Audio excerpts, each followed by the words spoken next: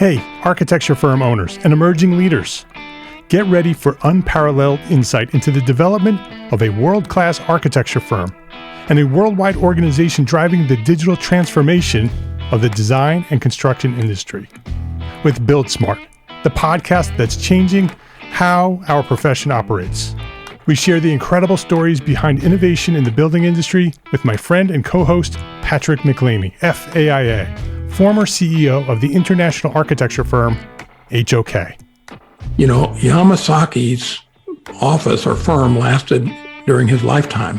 And when he passed away, I think that was the end of the Yamasaki office. Helmut did not want that. He wanted a firm that would live out and grow beyond the founders. In Season 1, discover the untold stories behind HOK's meteoric rise, from 150 employees in St. Louis to a powerhouse with over 1,900 staff members and 27 offices worldwide. You know, they weren't as polite as the Kojima people. That was just boom. And anytime you have a creditor, whether it's Kojima or the bank, that wants their money, unless you can raise money someplace else, you are out of business. Bankrupt. And hold on tight for Season 2, where Patrick takes us on a new adventure as chairman of Building Smart International, shaping the future of digital transformation in the design, construction, and operation of built assets. Ian Howell, Ken Harold, and I, Ken was my technical representative from HOK. The three of us took a tour of Europe of 5 cities in 5 days. Very busy time. Simply follow the link in the show notes to subscribe to Build Smart now and uncover lessons that will transform you and your architecture firm.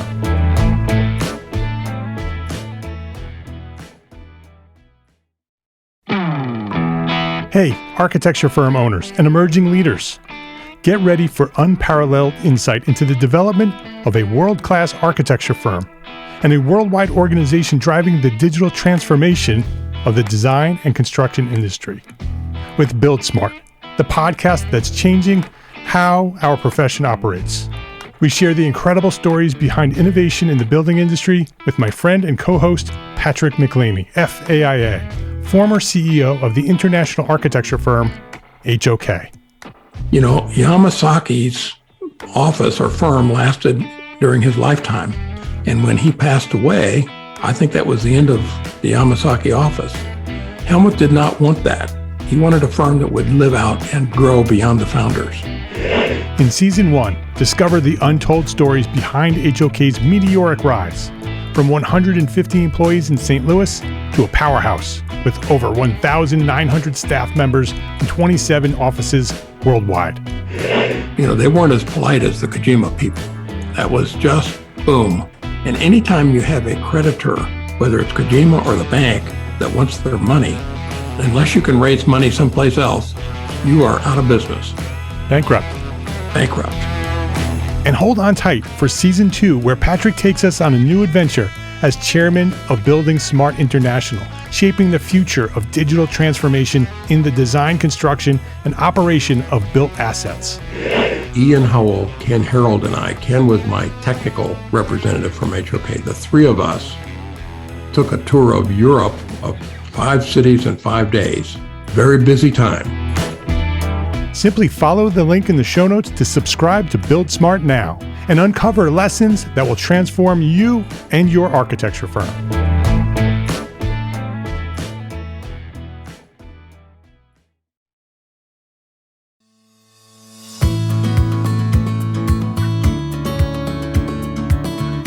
My name is Mark R. LePage, and you are listening to EntreArchitect podcast, where each week I speak with inspiring, passionate people who share their knowledge and expertise, all to help you build a better business as a small firm entrepreneur architect. Emily Soccorsy and Justin Foster, welcome to EntreArchitect podcast. Thank you so much for having us. Thanks, Mark. Emily and Justin are the founders of the Intrinsic brand practice Root and River, and the co-authors of Rooting Up, Essays on Modern Branding. Working with heart-based leaders, they believe that all great brands are spiritual experiences. Emily and Justin are on a mission to inspire all leaders to go inward and reframe and redefine the roles of brands and their impact on the world. Emily and Justin, it's great to have you on the show. We are looking forward to the conversation. I'm excited about this conversation because I'm a brand guy. I'm an architect, but I'm the business side of the architecture firm. And I am passionate about business, and the piece of business that makes me most excited, the thing that I used to go find magazines and read success stories about, always revolved around brands and branding and how that all worked. And so I'm excited to have this conversation with you.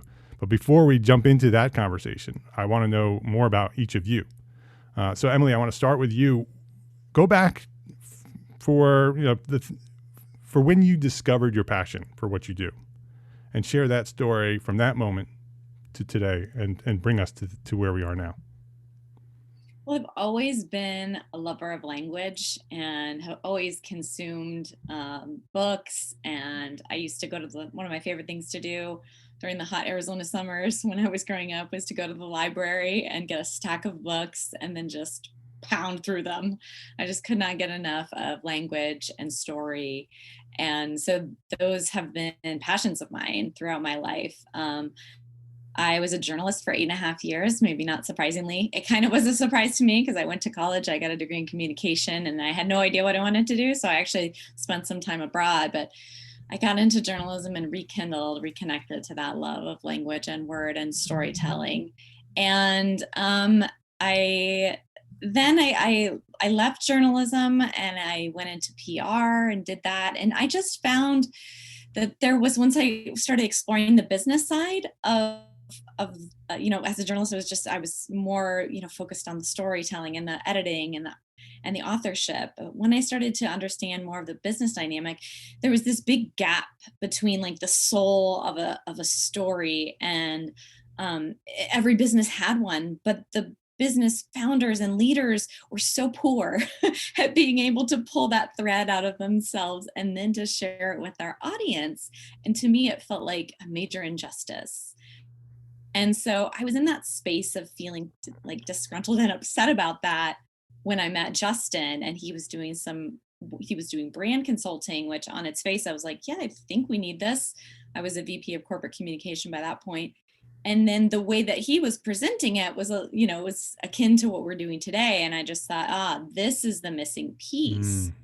And this is where story and intention and passion, and also the practicality of sharing a message with an audience come together. And I was like, this is what I want to do. This is how I can channel all these things into one beautiful experience for other people. Yeah, I love that. I love where you came from, but I love how you met Justin, and it sort of, you resonated with one another. You're like, oh, look, I found somebody who speaks my language and understands the way I think, and let's go do this thing. So Justin, what's your story? How did you get to where we are now?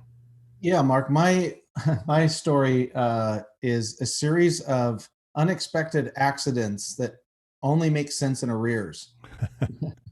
Where as life unfolds, there's all these moments like meeting Emily 7 years ago, I think, when we first met at a conference. But my background is somewhat unorthodox. I was raised on a large cattle ranch in Eastern Oregon. I grew up in a fundamentalist church, which will F you up pretty good. And I didn't go to college. I tried. I tried going to college, but I felt I spent the first 40 some years of my life trying to figure out who I was, and overcoming childhood violence and a bunch of stuff. And so when I met Emily, I was in a very interesting place. It's kind of funny because in 2012, when she first heard me speak, she was in the audience, but she looked at my social media profile, and at that point, I was still pretty stridently like a right-wing Christian, to infuse that story into it. And yeah, he went, no, not for me. And, so we met again in 2014, and there's a moment though where I knew that branding was the thing I was here to do, and that was I had become self-employed with a team of people. Team of guys that we started a business called Blue Line in Boise, Idaho back in 2003. And in 2006, we found out early 2006 to early 2007, late 2006, somewhere in there, we found out that one of the founding partners had been stealing from us. And so it was a expensive lesson, and be careful who you partner with. But in that, we had this client, and so my role, Mark, was rainmaker. I was not involved really in the strategy session. Sometimes I would sit in, but my job, based on my background in sales, was to go get deals, go get clients. Well, we had this new client, and they were supposed to have their strategy session the day after we fired the partner that he did run all the strategy, and the other partners were like, well, we should reschedule. And I'm like, no, we're not going to reschedule. We need the money. First of all, we need to get that second payment, and I'll do it. And they're like, all right. And it felt like, it reminded me, I got to meet Andy Roddick a few years ago, and he told the story of the first time his dad in Nebraska handed him a tennis racket and how it felt in his hand. And facilitating that strategy session and realizing my intuitive gifts and my hard scrabbled background and my understanding of sales and my ability to relate were so much more relevant and useful than how to develop an ad campaign that wins you an award but doesn't do anything for your client. And that was the beginning of my journey to then a few years later, 5 years later or 7 years later, meeting Emily. And here we are today in 2021, unbelievably, doing our intrinsic branding thing for brands all over the world. Yeah. So you too sort of found your way there. And then when you found it, it was this epiphany that I found the thing that I'm supposed to be doing, and it resonates with you. Right. Do you remember the moment, and this is a question for both of you, do you remember the moment when you discovered branding and like what that is and how it works and why it's important and all of that? I think I was really in that space of exploring it right before I met Justin. I actually, before that, when I was working at the PR firm, the owner of it, she had an MBA, and she was saying, I'm just really is this term branding, and they don't even know what it means. And that always stuck in my mind. I was like, that was a very fierce reaction to something. And it just always was like, oh, well, maybe it's something new. Maybe it's something that I need to figure out, put it aside. And then as in my role at that time, before I met Justin, I was, as I said, kind of leading this brand and bringing together, it was a global brand with distributors all over the world. And I worked directly and was recruited by the CEO and co-founder, who was just full of 100 ideas. I mean, he printed out his list of URLs that he had purchased when I first started working for him, and slapped it on the table. And I was like, okay, this is so much. And I knew a visionary. Yes, which was so wonderful and what a beautiful experience for me. But I also knew we needed to wrap our arms around something, one idea. We needed focus, and we needed a way to engage our audience, because other competitors were coming into the space, a human behavioral research company, and they were really advancing the conversation, and we were not. So, and I started to, I ran into Simon, not literally, but I ran into Simon Sinek's work with Start With Why. And I was beginning to go down that path of like digging into what a brand is truly composed of. So that was, what year was that, Justin? 2014? 2014. Yeah. What about you, Justin? Do you remember that moment where it sort of all connected? Yeah, very much. So the interesting context for this is I was raised around what the original term for a brand was, which is the mark. Right. Yeah. And so I'd heard the term, and I knew, I think even as a kid, it was associated with like, a logo or a mark. And, then I'm doing my thing. I was in corporate sales. I worked my way up to VP of sales of 2 different software companies, doing B2B software sales, and kind of aware of brand, but sort of suspicious of marketers and marketing. I mean, I still am. When they would come in, like the agency would come into the company, and like the agency people, and they would have their, black turtlenecks and their storyboards, and they seemed completely dissociated from the reality of revenue generation. And I still think that's often true. That's why, when the work that we do, we're trying to keep the business model and the brand in harmony, not in conflict. Anyway, but I was in in Scottsdale, actually, in 2002 you'll love this, I was at what's called an OTR tire conference. OTR stands for off the road. So like those big, huge, like tires that are on tractors and like mining equipment and stuff. And there was a session on branding. So I went to it, and it was this guy that was out of Casting Central, for the type of guy you would think would be given a workshop on branding at a tire conference. Kind of a paunch, and his shirt was a little too tight, and his tie was a little too short, and his jacket was sort of ill-fitting. And he said, your brand is your presence when you're not present. I was like, oh, yeah, there it is. And I'll never forget that, because to me, outside of our definition of brand, which is our definition of brand is how other people experience what you believe, that was the first time where it started to make sense. And then the last little bit of this was a book by Greg Stielstra called Pyro Marketing. And I got to meet Greg at a book signing and read his book. And that kind of put in the tactical aspects of, okay, I get that your brand is your presence when you're not present. Well, how do you build that presence? And Pyro Marketing was really instrumental in kind of framing that for me. Well, let's talk about that. I grew up in the 70s and 80s with iconic brands like Marlboro Man and Betty Crocker. And I remember the commercials when I was a kid watching cartoons, the Kool-Aid Man, breaking through the wall. Oh, yeah. And Tony the Tiger. They're great. Right. And so those are, I was looking at some of the documents you sent over to me, and I realized, and I discovered those are conceived brands. They're meant to inspire and connect with buyers, but they're not really the true reflection of the product that they're selling or the company behind them. They're just sort of icons that catch your eye and sort of push it into your face enough times for you to go buy it, or to get your kid to nag their parents to go buy it. Can we talk a little bit about that period to sort of set it up a little bit, that pre-digital age, and how branding was done back then and why they did it and why it doesn't really work anymore today? Absolutely. Yeah, we call that blunt force trauma marketing. Right. Like literally with the Kool-Aid Man crashing through the wall. Yes, right.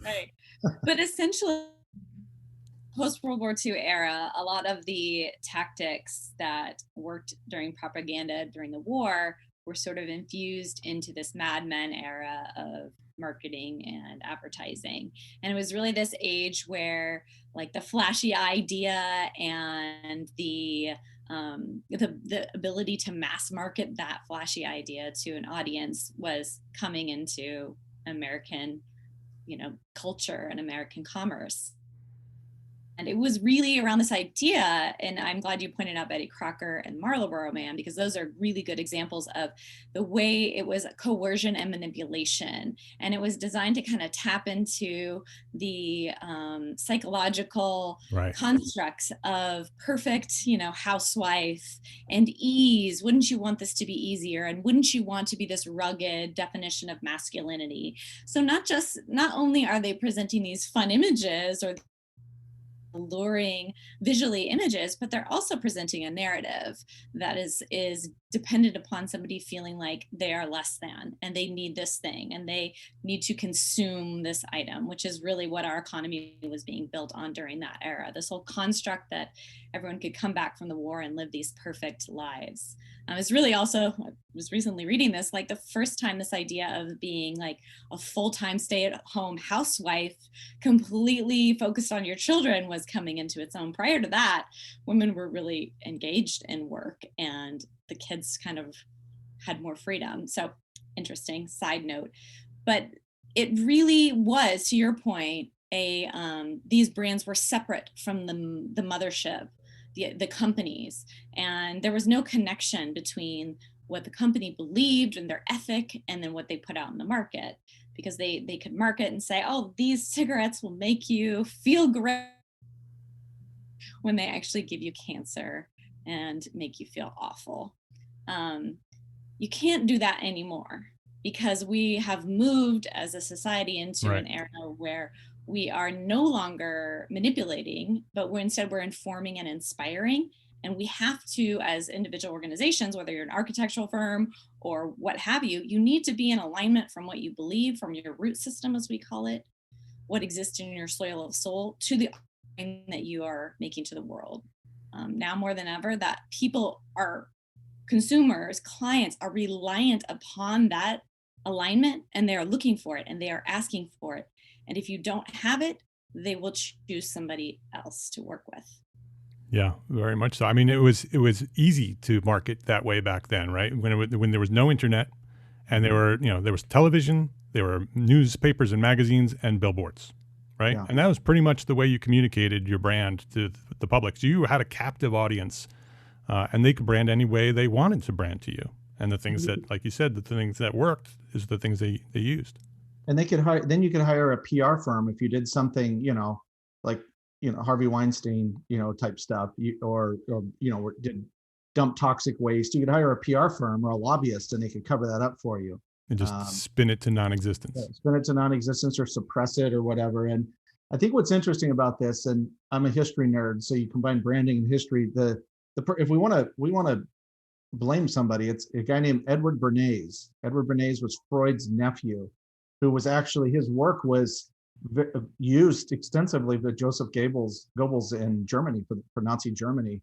A lot of those same tactics, as Em said, were brought into the Mad Men era, and we still do some of this today. Sure.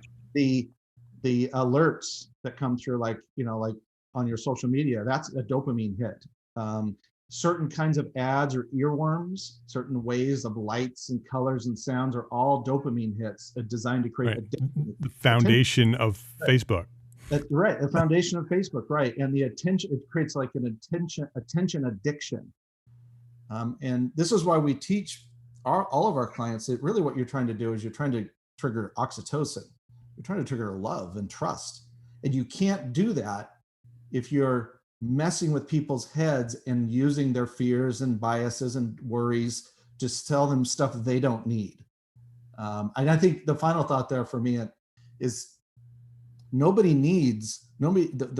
role of marketing was often to introduce a product that you'd never heard of before. Maybe you need it, maybe you didn't. But now the market is so saturated. There's competitors on every corner of every industry. And so, and a lot of them are excellent at what they do. And so excellence isn't a differentiator anymore. It's like when people ask me, what's the best barbecue in Austin? And I'm like, all of it, because you can't suck at that. You'll go out of business. And so that's where differentiation comes in, and feelings and experience and understanding the emotional needs of your audience, and things that require, Mark, a high level of emotional and spiritual intelligence. Is it's not about just being a hard charging marketeer, even though sometimes you think that when you look at people, the use of click funnels and social media saturation and everything, but that doesn't really work. Not for the people that we attract. Right. I mean, with the internet, we have infinite information. We have infinite opportunities and options to choose from. Completely different from the pre-digital age, where it was just, magazines, newspapers, television, and billboards. And so what you just said about oxytocin and love and emotion is really the only way, right? The only way to differentiate yourself is to make that emotional connection with the people who resonate with who you are. And so that requires us to share our brand and who we are, and be authentic about that, be true about that, about who we are, and align ourselves with that small audience that may resonate with us, right?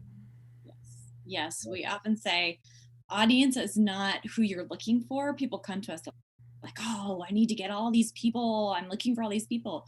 We try to shift that idea to, it's the people who are already looking for you specifically, because you do have something, a belief, something very hardwired into you that they also have.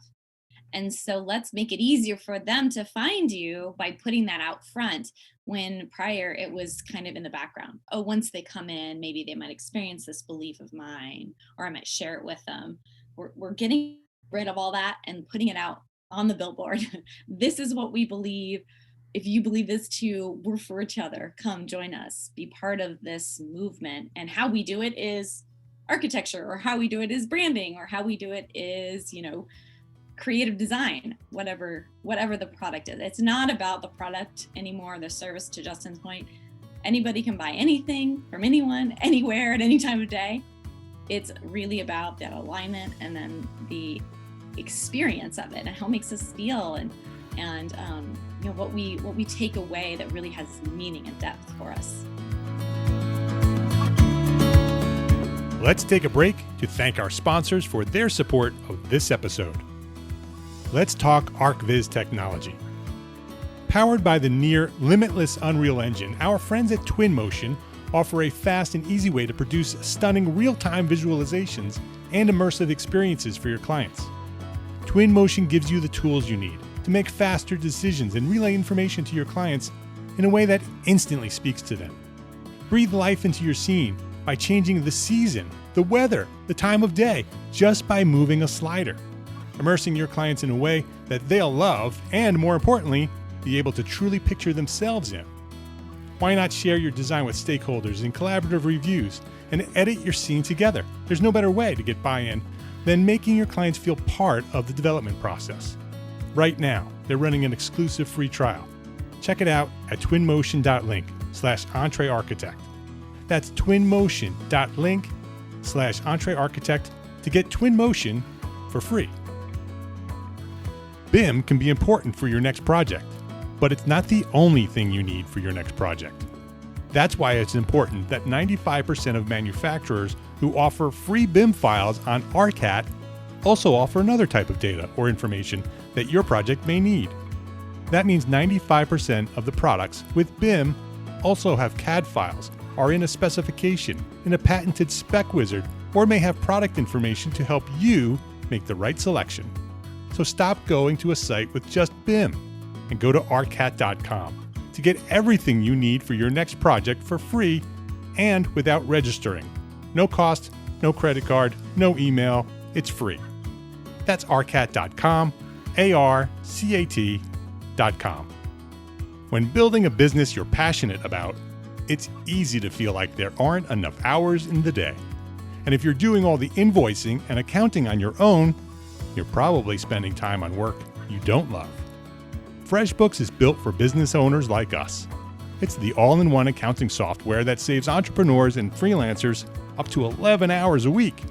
That's 11 hours that you could spend nailing a client pitch, designing your next project, or building your business as an architect. From preparing, sending, and following up on invoices, to tracking and managing expenses, to processing online payments, FreshBooks automates and simplifies all the tough and annoying parts of running your own business. So try FreshBooks for free for 30 days.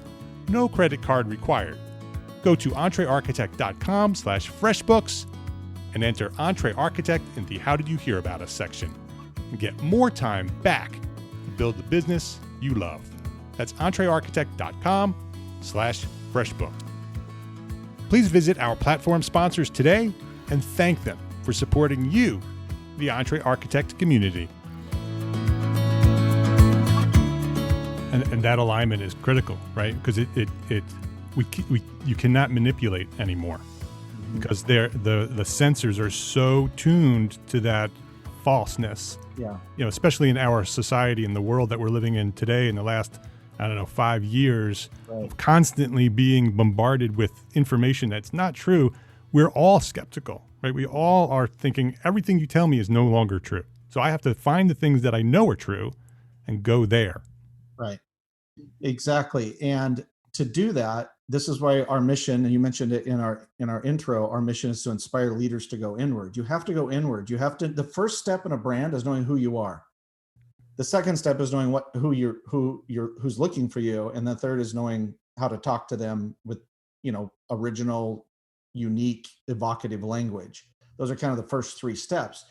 But when we look at organizations or even solo brands, so everything from one shop, the solo entrepreneur all the way up to a large corporation, the identity crisis is real. And it's especially true for clients who are a little bit older, where they made their success. I'm 50, so my age and up, essentially, where they've reached a level of success, but they've kind of lost who they are. And there's a kind of this worry that they don't know how to communicate in the modern world. And that's why we have a course called How to Brand Yourself Even If You Don't Want to. There's a lot of people that are reluctantly knowing that they need to brand themselves. But the thing about it, Mark, with an identity crisis is the market will not tell you, at least in a healthy way, who you are. they will either misposition you, or the most of the time they'll just ignore you. Is that's yours to own. And that's why we refer to what we do as intrinsic branding. You have to go inward to find out who you are. What's your mission? What are your beliefs? What are your standards? How do you want to show up in the world? What's important to you? What's your vision? Those are all internal things that are often seen as private, but really what they are is the root system of your brand, of how you show up in the world. How do you do that? We're talking right now to thousands of small firm architects. They are sole practitioners and owners of very small firms. Architects are going through identity crisis. The profession is going through an identity crisis, and individual architects are going through an identity crisis. Whenever we talk about in our community, whenever we talk about the value that we bring as architects, or what is an architect in the general public, it spirals into this conversation of, arguing or not knowing, and that's the foundation of our profession, of who are we as architects. So how do we do that individually as architects? Because that's who we're talking to. We're talking to an individual person listening to us right now. How do we do that? How do we find who we are so we can take that first step to find the people who are attracted to who we are? Great question. And I mean, the question in itself is very revealing, because oftentimes we're asked, like, do you mean the brand, the business, or do you mean me, the personal? And we say yes. Right. They're one and the same. And if you don't think that your personal beliefs are reflected in the work you do, you're wrong. It's all part of one whole. And so it's first accepting that, and then saying, okay, let me start with myself, and let me look at and this is a way that we often phrase when we are getting into uncovering the deepest beliefs that you have. So they're the ones you often you aren't able to articulate, or don't even know on a conscious level are there and that are guiding you. So we'll often ask our clients in a root session, which is a primary offering, what is it that you believe that no one ever taught you? It's a truth that you've held inside of you from the very beginning.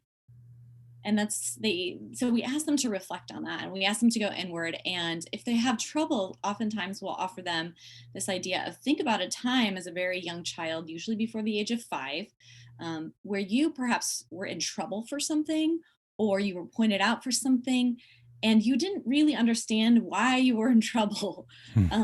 Because those are oftentimes instances where we are acting from our deepest, truest self, and then it is clashing with the world in some way. As you get more articulate as a child, you're able to express that more.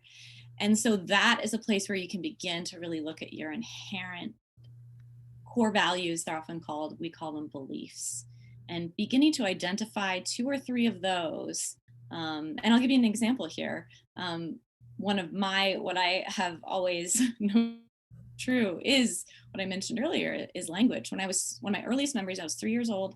I was driving the back of my mom's Pontiac station wagon, and I was crying. I was so upset. And she asked me what was wrong. And it's very the memory is very childlike stream of consciousness. And I think we had just been at a friend's house, and she was older than me, and she was reading.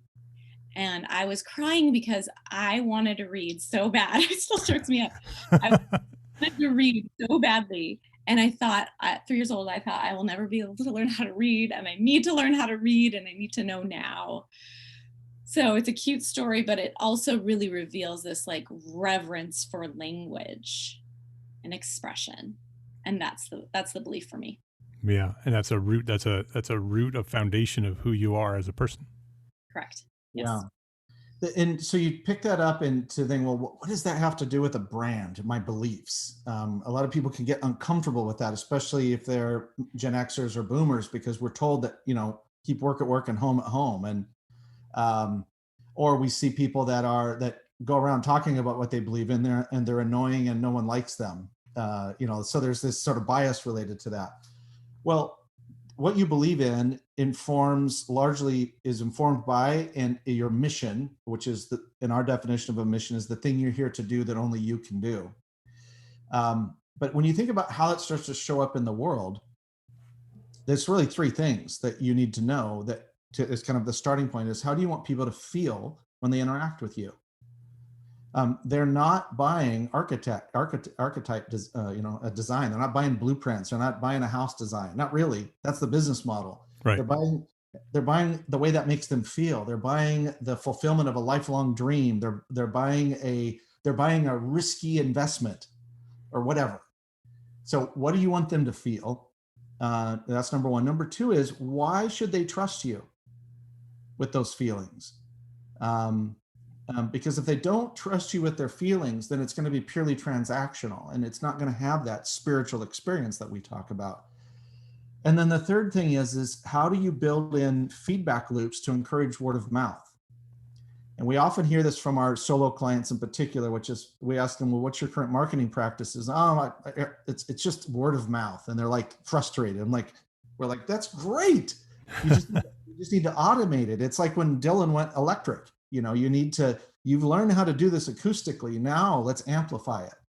And now you just are going to reach more of those people that are looking for you. So if you know who you are on the inside related to beliefs and mission, then you can begin to examine how you're relating with the outside world, looking for ultimately the right fit spiritually and strategically. And that's what we're looking for. You got to have both. I mean, from a business standpoint, we need to be strategically aligned and spiritually aligned. Well, that's true with any professional services, any art-based brand in particular, is you have to be spiritually and strategically aligned. And that alignment begins with knowing who you are and what your beliefs are. Yeah, very interesting. So if you know who you are and you align with a market who's interested in those beliefs, what's the next step that we need to take to make this actually work for us as a business? So the next step is often one that people skip. It's really getting clear, precise about the language that we use, and then getting consistent. I mean, you may have heard this term in marketing or branding as message discipline. And sometimes I think it was associated in the past with those PR spin doctors and like stick to the message. Politicians use it a lot, but it's really more of a practice. It's, what is my language? How am I going to express that in a way that is simple, unexpected, and emotional? And then how can I play that out throughout the brand? How can that be infused consistently? So that's the first thing. The second thing is to really think about, instead of, and most people we work with, they don't really want to market. They're reticent to like brand because they're humble. You're talking to them right now. Yes, yes. That's this audience. Yep. I get it. I'm one of you. But you have this ability as a human being that is innate in you, which is storytelling. And so how can you now take that language and tell stories? And it does. Okay, so now the pushback will be like, well, I don't want to tell stories about me. That's self-aggrandizing. Like, bleh. Great. Tell stories about your clients. Tell stories about when things went wrong and what you did to make it right, or what you learned from that experience that went wrong. Point back to how that connects to these foundational language elements of your brand, your standards, your mission, your beliefs. And so that are amplifying by telling a story, by being in integrity with who we are, and also shining a light on the work that you do and the people who benefit from it and their emotional connection. It's a simple, age-old practice, and that's the most effective way for humans to communicate. How best do you share those stories? Because we're hearing that all over, right? Everybody's talking about story. How do we do that, right? We're busy, first of all. We're sole practitioners, small firms. We have 15, 20 different hats on. How do we best communicate that? Once you understand what that story is and we understand these are the stories we should be telling, how do we actually do that practically? Yeah, this is not unlike the electrical structure inside of kind of on a drawing, on a blueprint, which is you do need to invest, unless you want to do it manual and analog all the time, which is a pain in the ass. Nobody has time for that. But so you do need to invest in the kind of the power grid or the infrastructure of modern marketing. The thing about that is it's really confusing. There's so many platforms and stuff that are out there. However, there's some consistent patterns. You can use something like MailChimp and set up plumbing inside of MailChimp so that there's a lead magnet where someone, gives you their email on your website, and then they go into the hopper and then they get regular updates. You can, there's that. There's also choosing the thing you have the most energy for, and either not doing the other stuff at all or delegating it. There's plenty of resources out there of freelancers that can help you with your social media and your email marketing and all of that. But you want to pick the things that you enjoy. So if you like shooting videos, do that. If you like writing, do that. If you like interviewing people, start a podcast and invite people to it. That type of stuff. Write a book, whatever. It's trust your energy towards something, and which includes to the negative. If you don't feel like doing something, you can examine why and go, I'm not going to do this, or I'm going to delegate it. And so when you have this infrastructure set up, it's then you're taking and you're dropping, basically, you imagine a hopper, like a corn hopper, and the stories are getting dropped in. You got to collect them. There's got to be a mechanism for collecting them. And so stories are going in there. Another area, Mark, that is a huge opportunity for architects is thought leadership. Not about architecture, but about green trends or urban development or social change or social justice. It doesn't have to be about the building or the land. It can be about something else. But there is a huge opportunity for thought leadership that can then go into the hopper as well. And then finally, generally speaking, you always want to have something that's at least clickable or sellable, sometimes referred to as the MVP or minimum viable product, is build something in like that allows people to try you out and try what you do. And maybe that's just a 30-minute discovery call. You want to be like the people that give out the samples at Whole Foods or Costco. You want to give them a taste of the crackers and cheese. And so you want to create that and create those opportunities to do that. If you do it right, if you build out the system and you know who you are and you know how to tell stories, if you get that sort of chop wood, carry water aspect figured out, marketing to a solo entrepreneur should take maybe 2 hours a week, maybe 2 hours. You can do more if you like, but if you're doing more and you don't want to do that, it's either you got a systems problem or you got a delegation problem, which is sort of a systems problem. Yeah. Great advice. You have tapped into an audience here that is resonating with you right now. I guarantee you. I don't know if you've talked to small firm architects in the past, but everything you're talking about are things that we are struggling with. Do you have a way for architects to connect with you and do some of these exercises with you? How do you do that? How do they connect with you? Absolutely. Just visit our website, which is rootandriver.com, contact form, and we'll get right back to you. And we'll have that conversation, see where you're at, see where you want to be, see what stirred you about this, and just get curious about, where you are and explore that idea of spiritual and strategic alignment. I think, Mark, I wanted to add one thing is that architects, we work with a lot of people also we've worked with architects before, but in the accounting space. And I find that these sort of more structured career paths and industries are really, I think a lot of people are in crisis right now, but they are especially, and I've noticed in observing them is this like looking at each other to see what other people are doing. And, someone might've listened to what Justin said and thought, oh, well, I know this other guy, he's doing that, or this other woman is already doing that. And so we put up blocks and we put up barriers. And I would just invite you to look outside of your space, look outside of your industry for inspiration in other places, and try not to limit yourself by judging where you are in comparison to your colleagues. It's a beautiful thing to have a profession that is so well defined and organized, but it can also, the shadow side of it is that sometimes it stalls us from getting creative outside of those bounds. So just invite them to do that. And as part of that, if brand is part of it, please visit our website and continue the conversation. Very good. It's Root and River spelled out, rootandriver.com. Go ahead, Justin. I was just going to say that if you want to dig into something that is like almost this is like a little freebie related to the idea of sampling, is just digging into the emotional needs of your audience. If you go to our website and you look through our blogs, and we're happy if somebody reaches out to us, we can send you the link. But we have a handy guide to understanding the emotional needs of your clients. What that does for people is it helps you talk about the business you're really in. There's the business model, then there's the business you're really in. Amazon is not in e-commerce, they're in world domination. That's the business they're in. The business we're in isn't really branding, it's therapy. I mean, ultimately, we can't say that from from a legal standpoint that we do therapy, but there's a therapeutic aspect to like, oh, you mean I can be myself?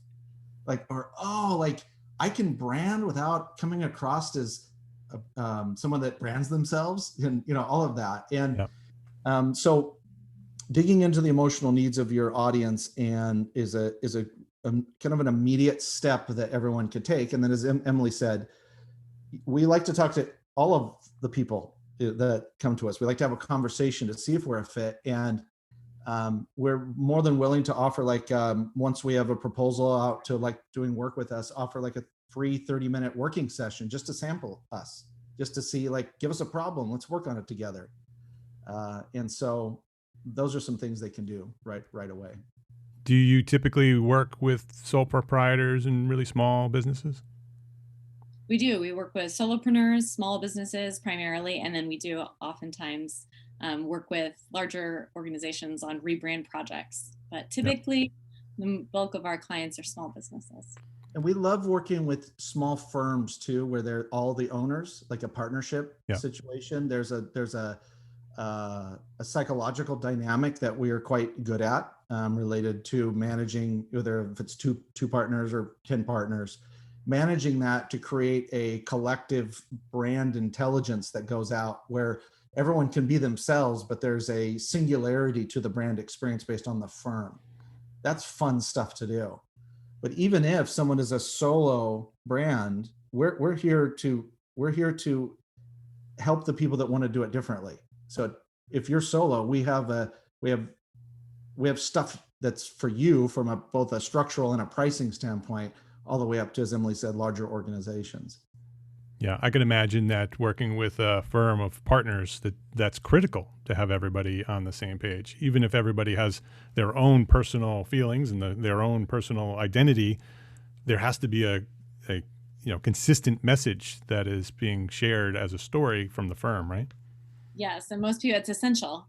And I think of all the ways that branding goes wrong, the number one way is that somebody takes this on as a project. Sometimes it's the CEO or the lead, and then they tell everybody else, This is what your brand is, and that does not work. It will not work. And it's much easier when there's a collaboration, a co-creation, and something that's facilitated with somebody who can offer some objectivity and some depth facilitation so that everybody has a part of it. Truly, it's not pandering, but that it is something that is co-created, because brands are co-created among the people that give themselves to these endeavors. Yes. As we leave our audience here today, this has been a fantastic conversation, just as good as I expected it to be. Like I said, I really love this conversation, so it's been a lot of fun. To leave our audience today, what's one thing that they should be focused on? What's one thing that a small firm architect can do today to build a better business for tomorrow? Well, I run into this lately. I've been running into it a lot when I'm working with other entrepreneurs, maybe who are not as far down the line. So if that's anybody listening, or you're in a moment of crisis, an identity crisis, and you think that everybody else has it figured out, I want to say to you, they don't. We're all making it up as we go. And having clarity about your brand will help you in that process. It's not something you have to do later. It's part of that discovery. And so know that can be a really helpful piece. But also just know that we are all of us, even, Jeff Bezos, we're all making it up as we go along. Justin? Yeah, Mark, I think that what I would have folks consider is, what are you most afraid to do? Like from a brand, with your brand and your marketing and how you show up in there, what are you most afraid of? And do that. It's an interesting thing. Courage and confidence trail action. They don't precede it. And if you're, especially architects, and, as Emily said, that's a pretty structured environment. Lots of straight lines, but, where it's this very much the left brain, the analytical brain merged with the art side, is when you begin to think about what you're afraid of, it will be something that will stretch you to do something that your soul knows to do, what Thomas Merton referred to as the primordial yes, or the primordial no. It's like, whatever your soul says to do, do that. It's going to be scary. And it could be that maybe you're going to make a public statement around, your stand on racial injustice, or you're going to support some cause that maybe you've done secretly, but you want more people to know about it. Or maybe you'll just talk about the things that motivate and inspire you as an artist and as an architect. But whatever's scary, start there. If it feels safe, somebody's already doing it better than you. Justin Foster, Emily Soccorsy. The book is called Rooting Up, Essays on Modern Building. Or no, the book is called Rooting Up, Essays on Modern Branding. We'll have a link to that book on the show notes, along with the website, rootandriver.com, Twitter @rootandriver. You can find them at Root and River pretty much everywhere. Emily and Justin, I really enjoyed this conversation. I really appreciate you for coming here and spending some time with us and talking with our audience. I've learned a lot myself. I know the audience has learned a lot as well. So thank you for sharing your knowledge here today at EntreArchitect Podcast. Mark, I enjoyed the conversation too. Thank you, Mark. It's nice to meet another enthusiast.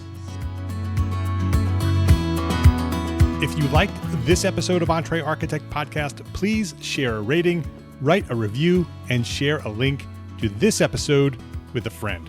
That's how you can help grow EntreArchitect Podcast. Thank you to our sponsors, FreshBooks, ARCAT, and Twinmotion for their support of this episode. Links to all our sponsors and all our resources that we discussed today are available at the show notes for this episode, found at entrearchitect.com/podcast. EntreArchitect is a member of the Gable Media Podcast Network. Gable Media is curated thought leadership for an audience dedicated to building a better world. That's you. Listen and subscribe to all the shows at gablemedia.com. That's GABL media.com. Go there now. And check out EntreArchitect Academy membership. Ready to edit business resources for architects, live monthly business training for architects, a supportive architect community, and Simple Systems, our new business system program developed for you, the small firm entrepreneur architect. It's all waiting for you right now at EntreArchitect Academy membership, including AIA continuing education learning units. Yep, they are there too.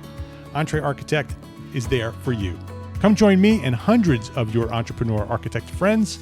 Visit entrearchitect.com/join to enroll today. Thanks for listening today. Love, learn, and share what you know.